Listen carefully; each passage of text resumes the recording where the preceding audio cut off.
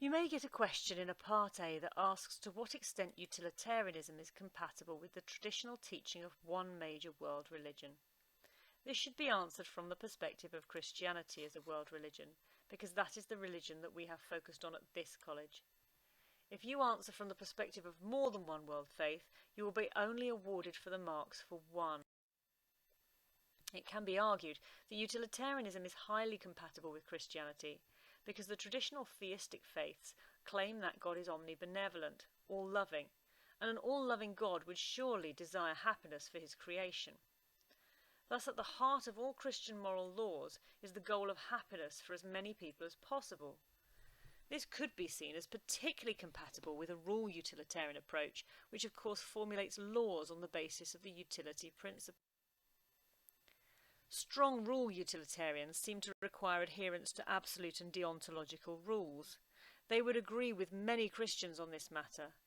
The Ten Commandments are in line with what these utilitarians would require, although they are for different reasons. Christians because God has commanded, utilitarians because it fulfills the principle of utility. In fact, John Stuart Mill claimed that at the heart of the Christian golden rule was utilitarian ethic. In Luke 6:31 is Jesus' command to do to others as you would have them do to you. In Mark 12:31, Jesus sums up the Ten Commandments by saying that they include the instruction to love God and love your neighbour as you love yourself. This, as Bentham suggests, is about care or concern for others rather than just yourself or egoism. John 13:34 similarly exhorts followers to love one another as I have loved you, once again looking at the instruction to put others first before yourself. There is a strong similarity between utilitarianism and situation ethics. In fact, Fletcher aimed to create a Christian utilitarianism, the goal of happiness replaced with the goal of love. Fletcher's agapeistic calculus was the greatest love for the greatest number. This, he felt, was the heart of Jesus' teaching and the reason that he sometimes broke the rules when it most served love. A significant difference between utilitarianism and Christianity, however, is the focus for moral actions. For a Christian, the goal or focus ultimately is outside the empirical world. The Christian desires an afterlife in heaven with God. They wish to be judged positively by God and aim to store up treasure in heaven rather than on earth.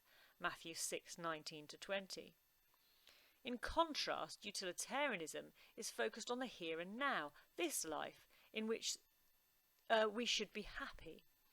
For Bentham, there are potentially less happiness units available for an act that stores up happiness for the future rather than achieving it now, because future happiness is something that is less certain, particularly that in an afterlife. In addition, it seems unlikely that many Christians would accept the principle of utilitarianism, which seems to require as part of it the subjugation of the minority, or the suffering of the few for the many.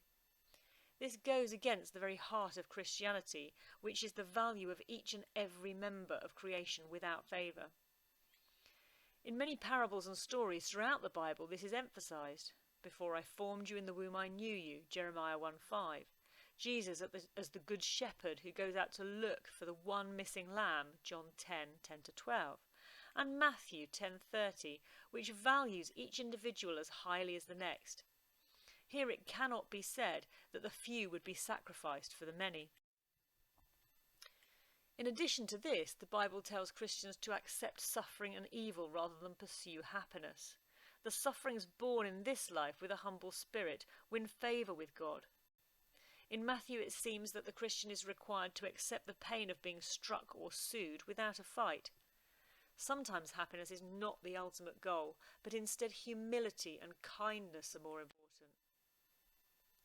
There is also the point that whilst the Ten Commandments seem close to the rules within rule utilitarianism, in fact the reasons are so different that utilitarianism and Christianity are far from compatible. Christians see the rules as being good because they come from God, not because they provide us with happiness. Happiness is superficial and temporary, whereas God and his law is eternal. In addition, we cannot rely on flawed human reasoning to come to conclusions about moral action. We do not have the proper perspective. Only God, who is omniscient, knows all and can make the laws that are really reliable. Some Christians would add to this point that a consequentialist theory that bases its rules on a potential outcome is fundamentally flawed because we cannot really know the outcome until after it's happened.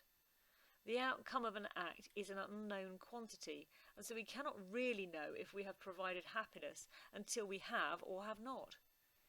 Instead of happiness, there might be other things that we can control or that we can know more reliably. For instance, if we work on our virtues, such as temperance, prudence, or faith, hope, love, and so on, we might actually become good people. We can control how we are as people, even where we cannot control the outcome of our actions.